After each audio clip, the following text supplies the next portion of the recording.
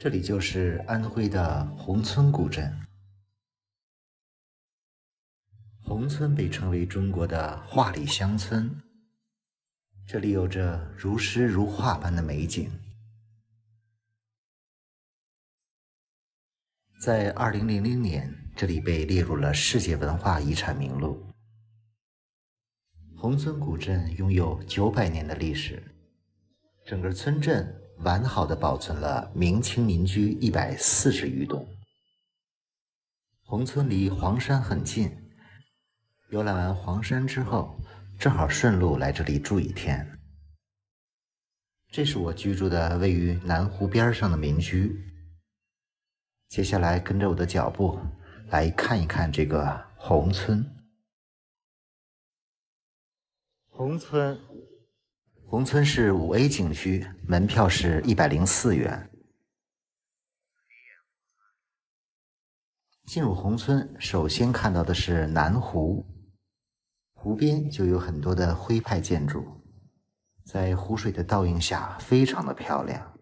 跟着走，是房东开小车把行李。我这次特意选择了住在南湖边上的民宿，村还是非常美的。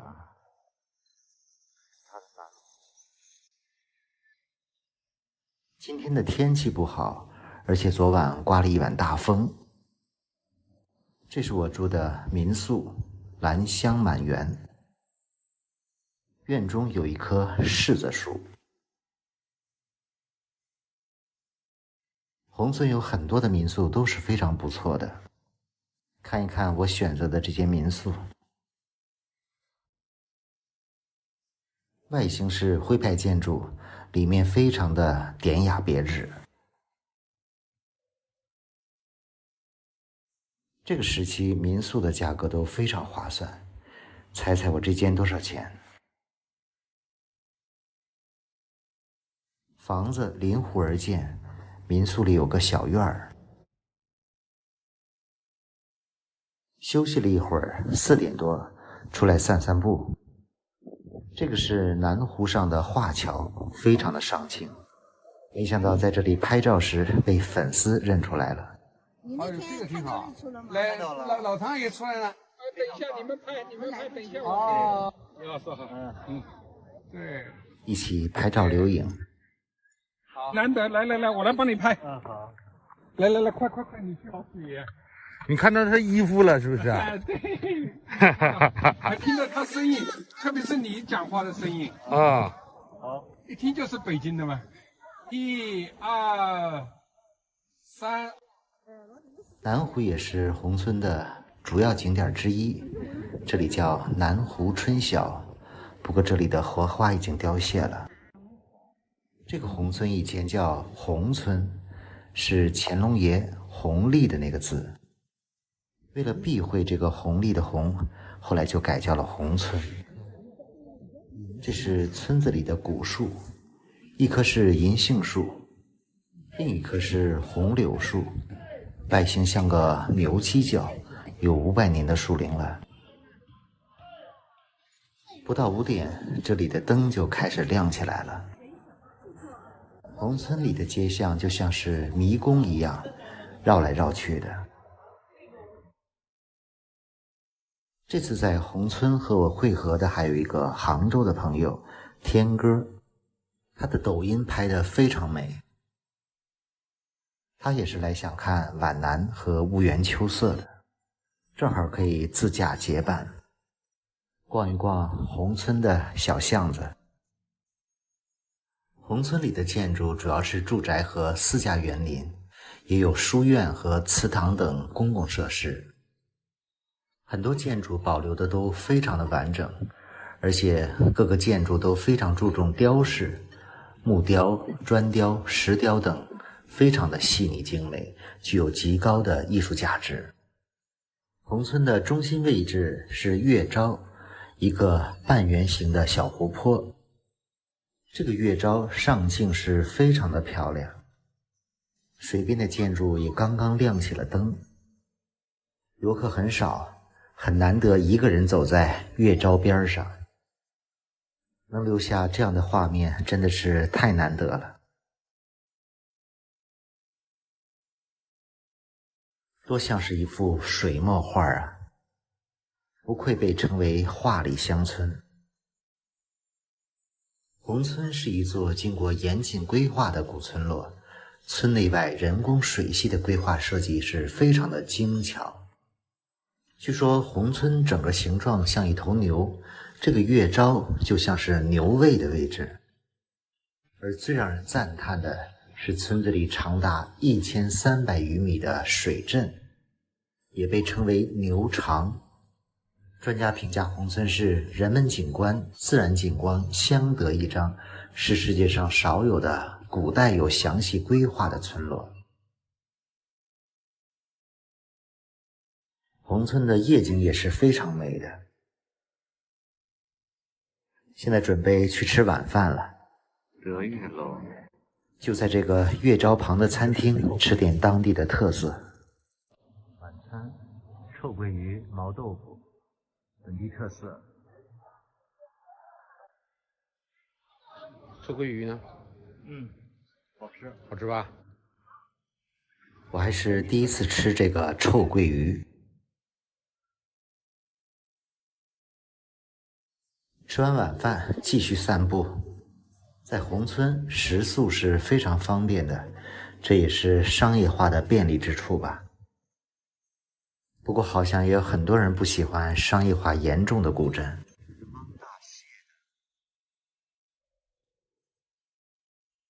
宏村里有非常多有名的建筑，不过昨天刚爬完黄山，所以准备早点休息了。大清早来到了南湖边儿，准备在这里飞一飞无人机。天哥也是一个无人机高手，可以向他学习一下。今天还是阴天，但这里看上去更像是一个江南水乡了。从空中来看一看这个宏村。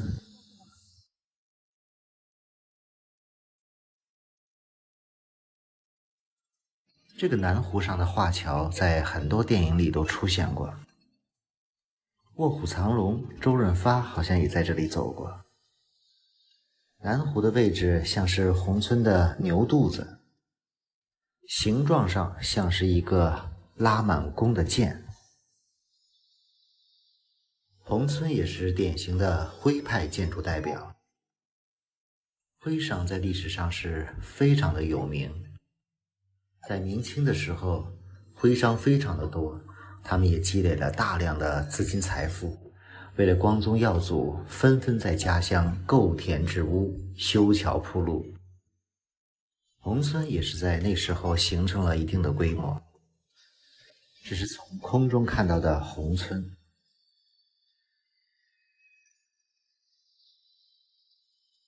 这是月招。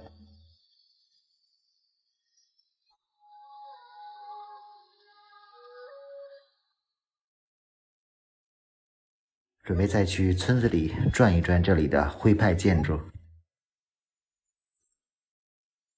这个南湖真的是很美。南湖边上有一个南湖书院，过去参观一下。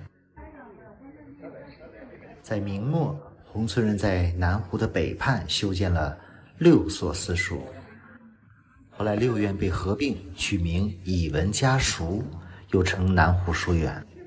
可见徽商也是非常重视教育的。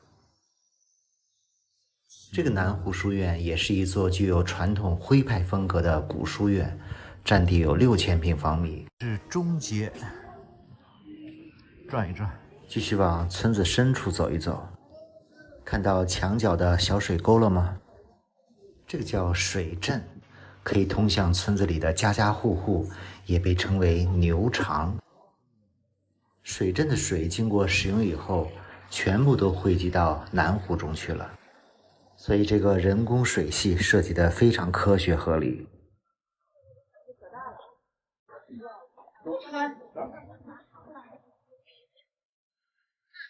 来参观几个建筑。于清初顺治年间1646年，快400年了。这是个老房子，明末清初的。这是敬德堂，将近400年的历史。老旧的家具。这也是南湖边上的一座建筑。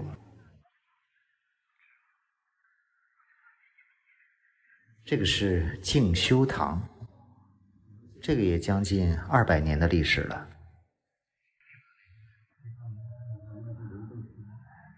里面好像在拍摄什么东西。汪氏宗祠，去看一看。这也是月招旁的一个主要建筑。这个汪氏宗祠是建于明代的家族祠堂建筑，属于汪氏家族祭祀祖先和先贤的场所。乐序堂，正中央有3个人物画像，都是汪氏家族的重要人物。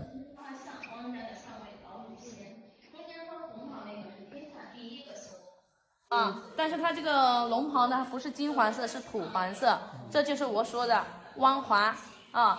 唐太宗期间，被封为越国公。他当时汪华呢，是我们这里在隋朝的时候，是我们这个地方的统治者。而旁边还有一个特殊的画像，是一个女人。这个女人也曾是汪氏家族的女头领胡仲娘。可以说，现在这个宏村的规划设计都是由这个女人来设计规划的，非常的了不起。再来看一看白天的月招，这里真的是百看不厌的画面。尤其白天，这里太像是一幅水墨画了。其中这个位置的画面曾经作为邮票发行过。我们去对面的建筑里看看，现在是什么样子。这里现在是一个旧时光咖啡馆，楼上的窗户往外看。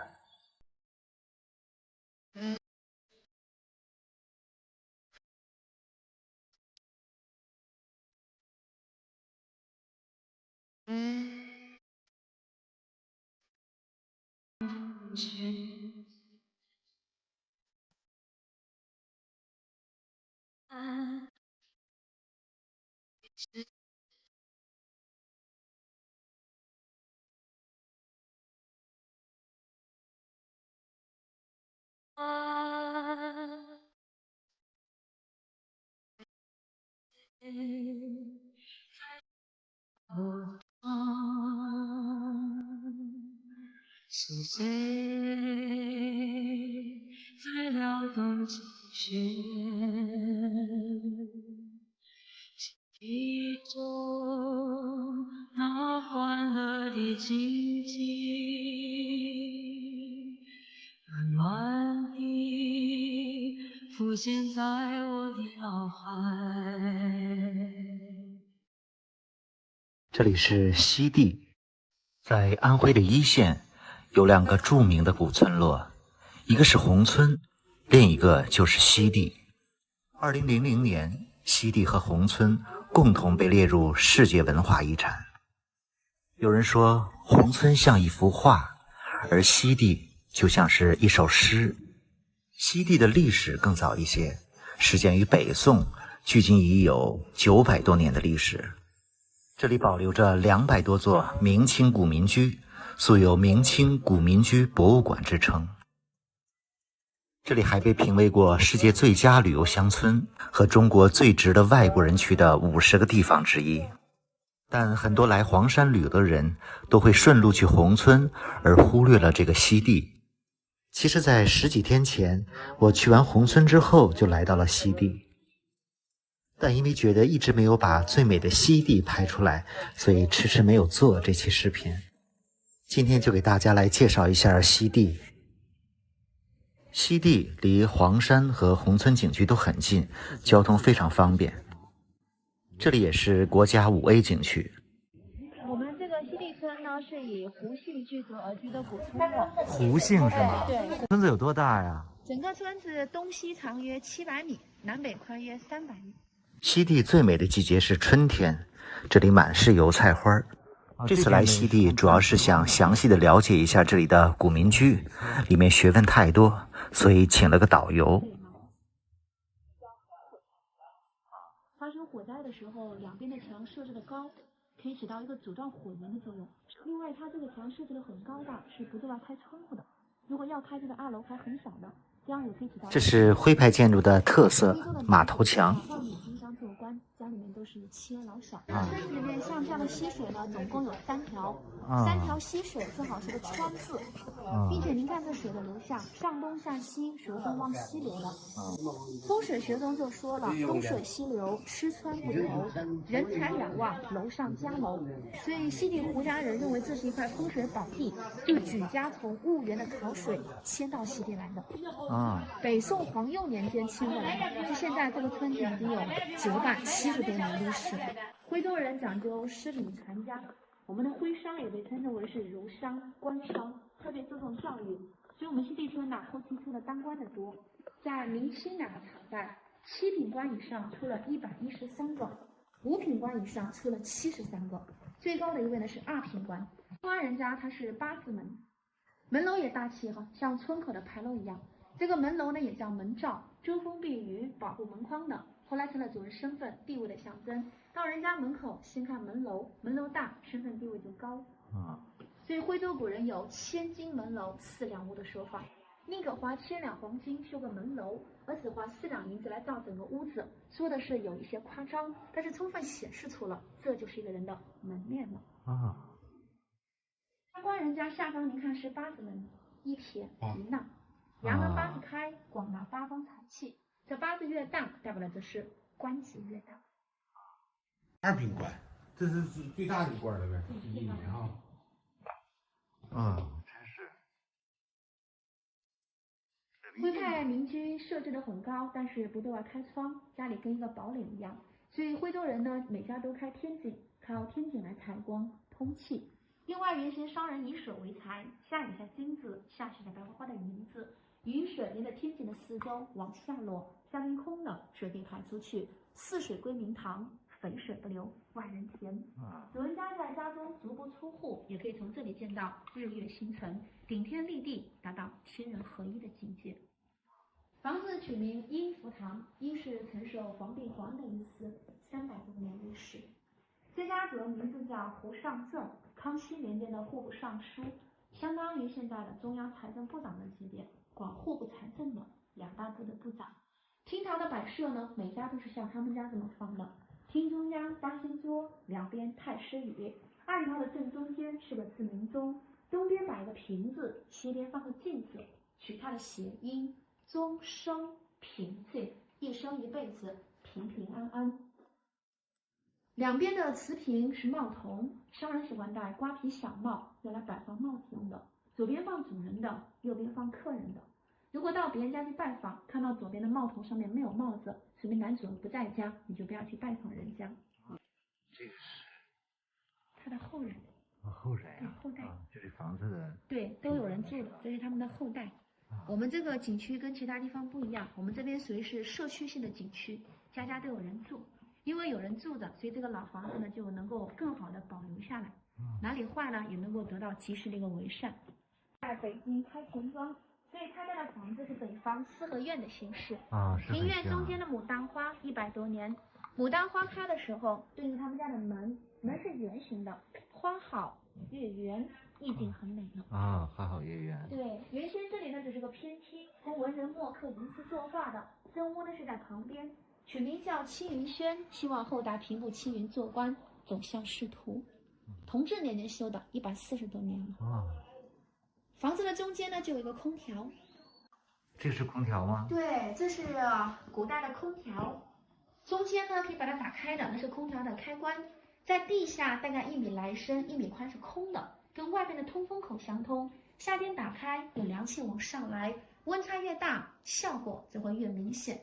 93年就上过中央电视台了，当时把它命名叫土空调，因为设在房子的正中央，当地人管它叫中央空调。西递牌的中央空调。这是个空调。对。啊，这边晚上等于是街道里都有灯光影是吗？对对对，我们这里晚上有灯光秀。对对对，我们村子里面民宿多，大大小小有将近100家，像这种呢就属于是复古经营型的。西递里有很多这样的民宿，非常不错，而且据说夜景非常美。这个西递也是5A景区是吧？对，西递村呢被称为是中国明清民居博物馆，因为这个村子较完整的保留了明清2代建筑，有224栋。哦，200多栋，好像比珲春都多是吧？是的。村子去年还被评为是世界最佳旅游乡村，全国呢就有2处，浙江的渔村，还不是浙江丽水哈，市，对，丽水的，对，全国就2处。这真是评出来的是吧？对。世界最美乡村，世界最佳旅游乡村，最佳旅游乡村村子现在呢也是国家5A级景区。您看，在这写生的学生，这边是写生基地，这是村子的中心，也是我们说的船中央。您看这边的街道都要宽许多了。对，是明显就宽了。是的，村子西递是一个船形是吧？对，船形西递，大吉大利。这是个祠堂吗？这是我们胡氏宗祠。胡氏宗祠哈。举宗大事，莫过于此。无祠则无宗，无宗则无祖。所以祠堂呢就建在最为神圣庄严的地方。这些都是写生的学生是吧？对。这个是胡氏宗祠哈。对，取名敬爱堂，希望后代互敬互爱，团结一致的意思。它是全村人有钱出钱，有力出力，集资修的地方。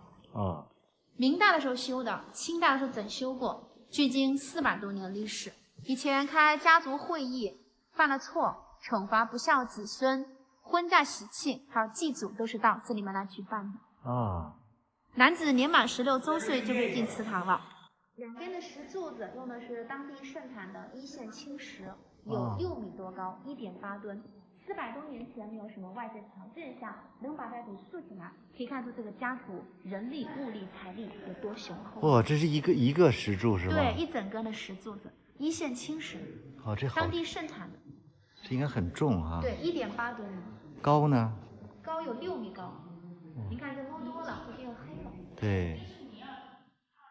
上面的梁呢，粗粗壮壮像冬瓜，这个叫冬瓜梁，取它的谐音栋梁之材。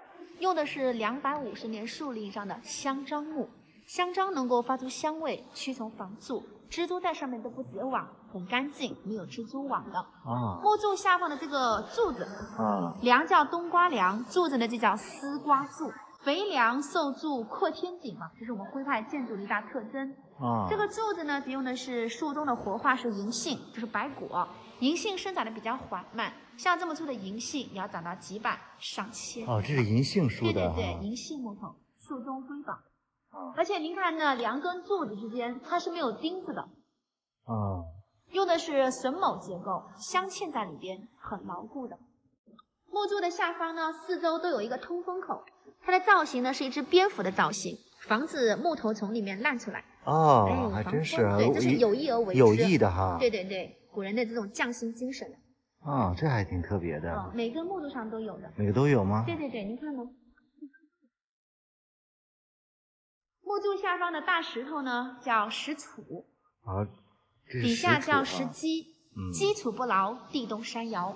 它的作用就是这个木头跟石头是摞着的吗？摞着的，上方是抓紧的，下方是摞在上面的。就摞着的就行啊。对，上方紧凑的呀。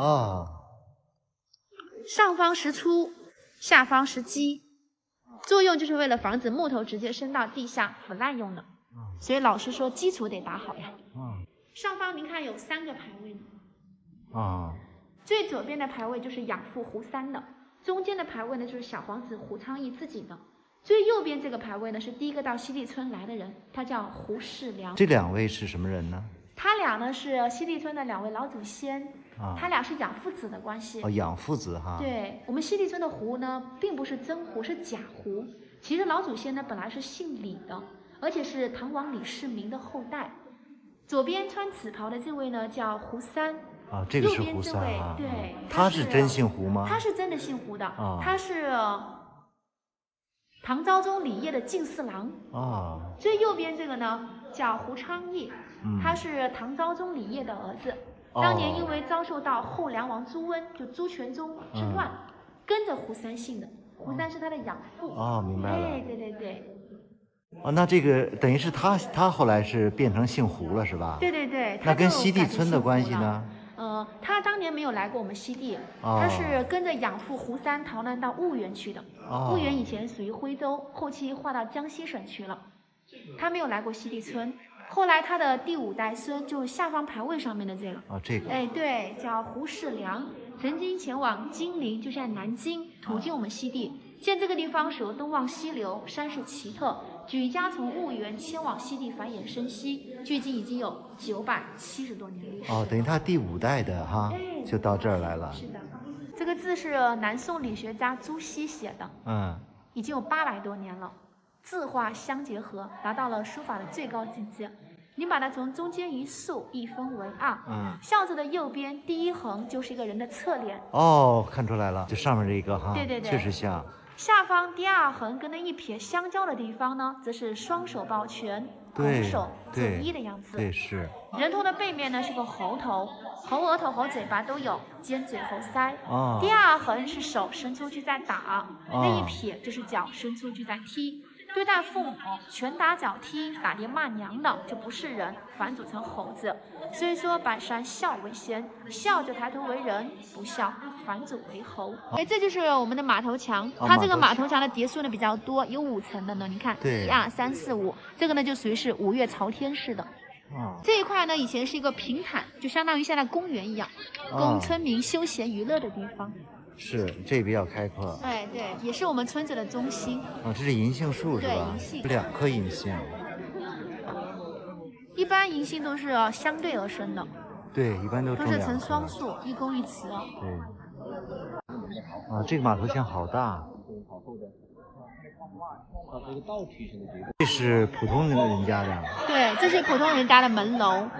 这个门楼的造型呢，像古代的元宝，取招财进宝的意思，又像是个官帽，表达了主人家对仕途的追求。这个胡文道的房子。这个就是绣楼是吧？对，这就是他们家小姐抛绣球的地方。那这个只有他们家有这个绣楼是吗？是的，以前基本上都是父母之命，媒妁之言，要不然媒婆要失业了那就他们家比较开明了。对。他们家能进去吗？可以进去。进他们家看一眼。这是他们家的主要的楼吗？这是他家的厨房。这厨房啊？对。天，古绣楼厨房。现在是厨房啊。以前也是厨房。上方是阁楼，是绣楼。这还住人呢。家住人，而且您可以看看这厨房很大的，说明他们家当时也是人丁兴旺。这就是哇，真是这就是厨房现在的生活气息。真香哎！您这做饭，我们当地人吃晚饭叫吃落荤，太阳落山就吃饭，真是，所以烧的也比较早。太香了，我都饿了。在这吃啊，真大。当地人很热。就是他家住的地方是吗？对，他家住的。他家的木雕很精美的。我们自己生活的地方。您镜头看到那3块长的，那上面雕了100只蝙蝠。百福流云图。下方阙地上面雕了狮子，狮子呢是当官人家。当官人家会享受朝廷的俸禄，要给你发工资的。你再看上方那个，两边上面的是寿字图案，衣服上比较常见的。对，那个寿字，下方镶嵌着的是一个个的喜字。还真是。人生5福，福禄寿喜，这还缺个财，财在哪呢？就天上的水落下来，下雨下金子，下雪下白花花的银子，5福就齐全了。那个是冰梅图，梅花香自苦寒来，徽州比较常见的图案。这边有5扇门。这个房子有多长时间了？这个房子康熙那年修的，300年。这里的房子如果坏了要修，要打报告申请的。对，修旧如旧，保持原来的样子。胡文照的祖屋，小时候居住生活的地方。您看东园门楼上面，它有个扇形的窗户，一把扇子打开的形式，抬头见扇，多做善事。东园2个字用书卷形式打开。开卷有益，劝勉家人要认真读书。行善是道德的追求，读书则是才能的提升，德才兼备的意思。真是。并且这德行也是才华之上。你看，要先学做人，再学做事了。有意思。商标呢？这个叶子也是留下来的吗？对，原先就有的。原先就有。是的。树高百尺，落叶归根呢。徽州人在外打拼，到了年老之后，就希望自己能够落叶归根。这个做成空的意思，有点像是什么呢？窗子吗？寿字啊。对，它是起到一个窗户的作用。啊，起到窗户作用。我们徽州的这些雕刻呢，它有着这种本身的美学价值，也是祖文思想的一种体现。你看，像中国人都有的这种故乡情结。在外面多好啊，那都是锦衣夜行，要回家来造房子哈，落叶归根。这家也挺漂亮的。对，而且您看这门也是八字，说明这家也是当官的。这是胡文照在河南开封当知府的时候房子。八字门。这边像花园哈。对对对，我们徽州人走南闯北，善于接受新事物。他家的房子就是仿照苏州园林式建筑来修的，徽派园林式，把房子、庭院、假山都融入一体。确实哈，这个徽派的建筑都特别大气，感觉。对。很舍得哈。是的，因为徽州的商人呐，他们在外面经商之后，觉得在外面怎样呢，都是锦衣夜行，要回家来造房子，光宗耀祖。所以村落的繁华呢，是离不开徽商的贡献的。如果没有徽州商人雄厚的经济作为基础，徽州的村落呢，也不可能发展的这么好。确实。而且他们在有了钱之后啊，不仅会修自己家的房子，还会修桥铺路，做许多的公益事业。这是我们西地的村碑。这个也是好有年代了吗？对，西地村县村最古老的一块村碑，以前是摆在村口的，后期由于历史的原因被当作铺路石，这家主人觉得可惜捡回来，就属于他们家的东西了。您看这，是的，好像这个西地的晚上的灯光感觉好像不比红村差，是吧？对，晚上这边有专门的灯光秀，打牌呢，真好。就这种黑白的，确实像水墨哈。对，我这种新的那种纯白的，我还不喜欢。是的，就像是山水画一样。而且您这细看呢，它的这个墙上呢还有一些花纹的。这有一些花纹。对对对，这都是长津风化天然形成的。山水画一样。真是我以为是特意雕刻的呢。而且这两个像是打斗的场景。对呀。人在画中有，这是风化形成的。风化就形成了。天然图画，以前刷的都是白石灰，但是长期风化，里面一些植物纤维渗透出来，就形成各种各样的图案。这还蛮有意思的。很漂亮。还有呢，甚至有的老师啊，有的学者专门拿纸到这边来描这个。还真是，这个太像是画了，以为是特意雕的呢。有一种人在画中有的感觉。是首富的家吗？对，村里面最有钱的人家，也是江南6大首富之一。对，它这个呢是单层的门楼，这个也叫门罩。它的造型呢是像古代元宝取招财进宝的意思，又像是官帽，表达了主人家对仕途的追求。最初的作用是遮风避雨、保护门框的，后来成了主人身份地位的象征。所以门楼越大的身份地位就越高。这个是首富哈。对，首富家，慢一点。这个首富呢，虽然是经商的，开典当行，在杭州有7条半街，36家典当，资产呢当时就达到了500万金。但是因为呢，他有一颗仁爱之心，修桥铺路，做了许多的善事，生前被皇帝封了4品官，死后又给追封了3品，所以您看他的这个房子要大许多，要亮许多了。对。取名敦仁堂，敦促后代又有一颗仁爱之心。康熙年间修的，300多年历史。如果是普通就单个经商的房子是没有这么大的，因为他被皇帝封过官的。这么看好大呀。厅大屋亮是他们家的特点。等于他们家房子在这个村子里算第2大的吗？对，算比较大的。就比那个2品官比2品官小是吧？2品官他是最高的。但他们家是最有钱的是吗？对，最有钱的，也是江南6大首富之一。江南6大首富。徽商泰斗。对，楹联，它是治家格言。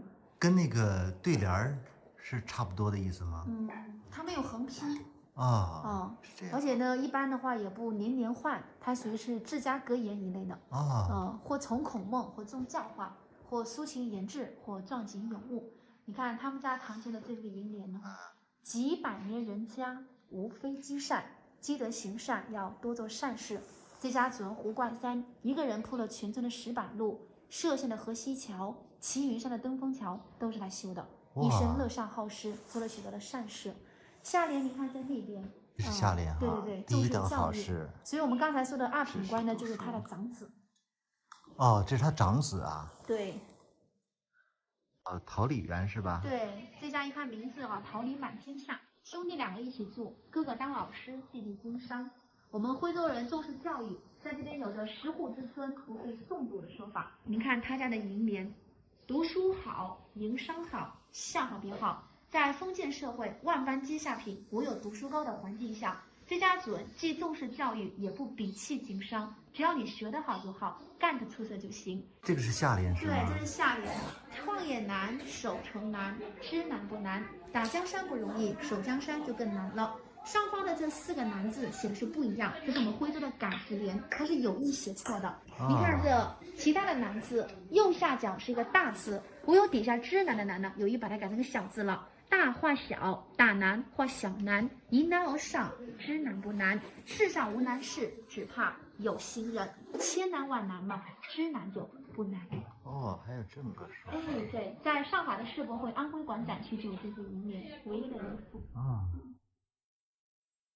这次因为时间比较赶，没有选择在西堤住宿。我想以后春天会再来一次吧。我个人感觉宏村和西堤差别还是挺大的。如果一定要2选1，那么宏村可能适合爱好摄影、拍照、绘画的人，而西堤更适合热衷研究历史文化和建筑的人。如果游览西堤，最好建议请一个导游讲解，会听到很多的历史故事。如果不想花钱请导游，那就收藏我这个比较详细的西堤旅游攻略吧。在安徽有非常多的古村落，这些村落因为保存了大量的明清时期的古建筑，很多都被评为5A 级景区。这次在安徽原本想系统的拍一拍这些徽派建筑和村落，遗憾的是最终没有实现这个计划。在黄山周边旅游的时候，除了宏村和西堤，我还去了2个村庄，一个是南平，另一个是卢村。尤其是南平村，这里被称为中国的影视村，很多电影都在这里取过景，比如著名的电影《菊豆》还有《卧虎藏龙》，大部分都是在这里取的景。为什么这么多大导演和摄影师都喜欢来这里取景呢？一起来看一看这个小村落的魅力。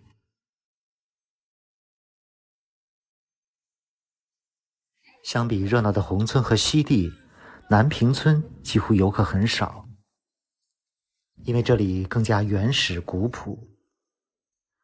南平村距离宏村也只有10几公里，据说从元朝时期这里就存在了。这里是一个被时光染上斑驳的地方，有72条幽深狭小的街巷，走在其中像是迷宫一样。很多人喜欢来这里，就是因为这里有一种朴实无华的感觉。南平村整个村庄并不大，人口也不过1000人，但是这里却有36口井、72条古巷，明清民居有300余座。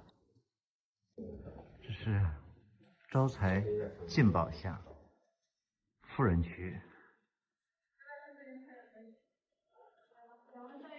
看一看，很高大，明显的门楣高大，雕花也非常精美。南平古村从元朝时期就存在，在元朝末期，有一位叶姓男子从祁门的白马山离开，带着他的家人在南平古村安顿下来，然后逐渐的发展壮大。到了明朝，这里聚集了叶氏、程氏、李氏3大氏族。来看一看这里的民居。这套老房叫半榻山房，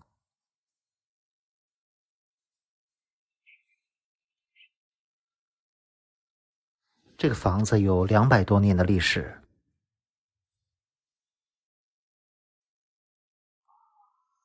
南屏村最著名的建筑就是这个叶氏宗祠了。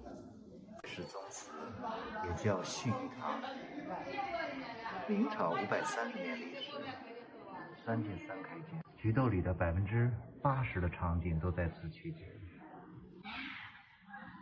走进这个叶氏宗祠看一看，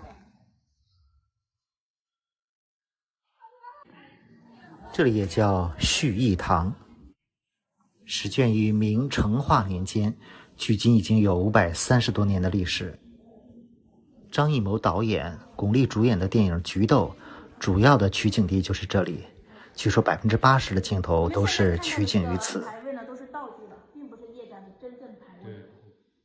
所以真正意义上来说，这就是一种破坏，甚至是一种伤害。是因为拍摄过《菊豆》这部电影，大家才知道这个村庄叫南屏村川府山村。按照过去来说，虽然是个庄园树木的。这个拍过菊豆。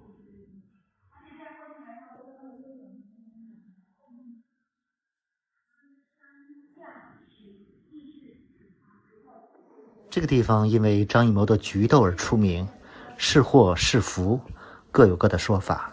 墙上挂着很多剧照，张艺谋、李安、周润发的照片都有。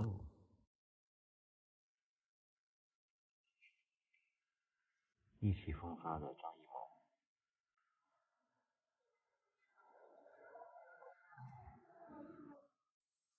在它的旁边还有一个叶氏之祠，建筑同样的高大恢宏。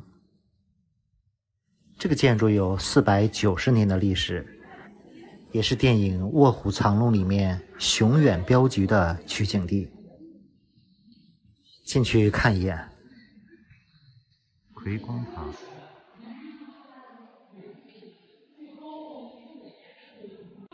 哦，这是拍《卧虎藏龙》。周润发。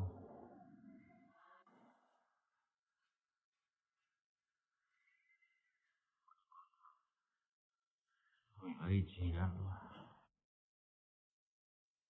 南屏村里有很多的祠堂，所以这里被誉为中国古祠堂建筑博物馆。现在这个时期几乎没有什么游客。如果你不喜欢商业化比较多的像宏村那样的村落，可以来这里转一转。南屏有几家大户人家，现在经过的是慎思堂，里面有一个精致的小庭院。据说这家的主人曾在上海经营中药材发家，主人漂洋过海经商归来，建了这样一处身心归隐的家园。慎思堂就是谨慎行事，三思而行，这是他的做人理念。老宅内的一室一窗、一桌一椅都非常的趣味横生。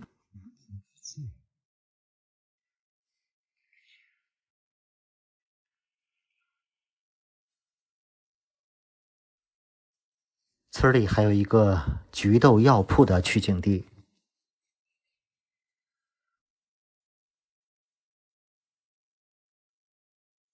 这个药铺在村子比较远的地方。这个建筑是建于清光绪年间，120多年的历史。电影《菊豆》的药铺是在这里拍摄的。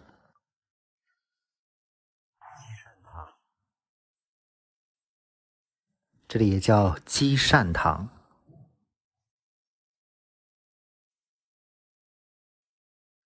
是有感觉这种院子。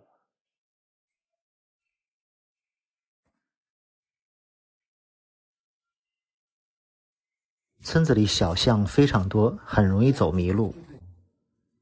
有些建筑还爬满了红叶。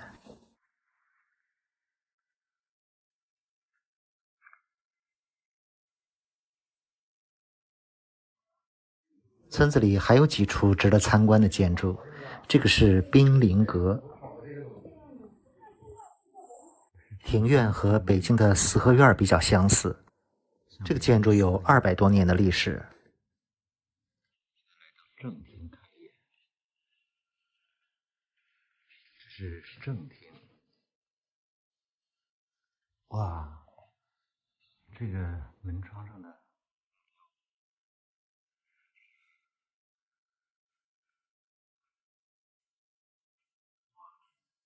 对，你还住在这儿吗？你还住这儿吗？哦，就住这儿是吧？哦，这是自己家呀。嗯，真好。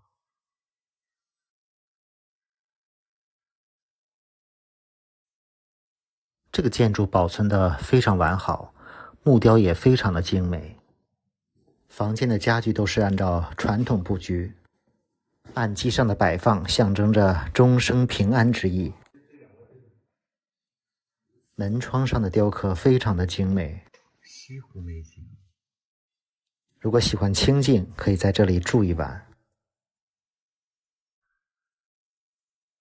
学周润发在这里摆几个动作。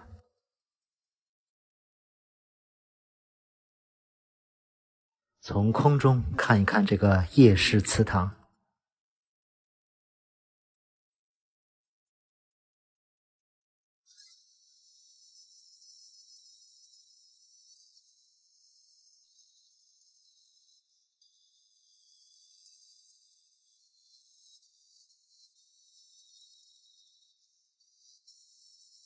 离这里不远还有一个卢村，顺便看一下。这个卢村离宏村更近了。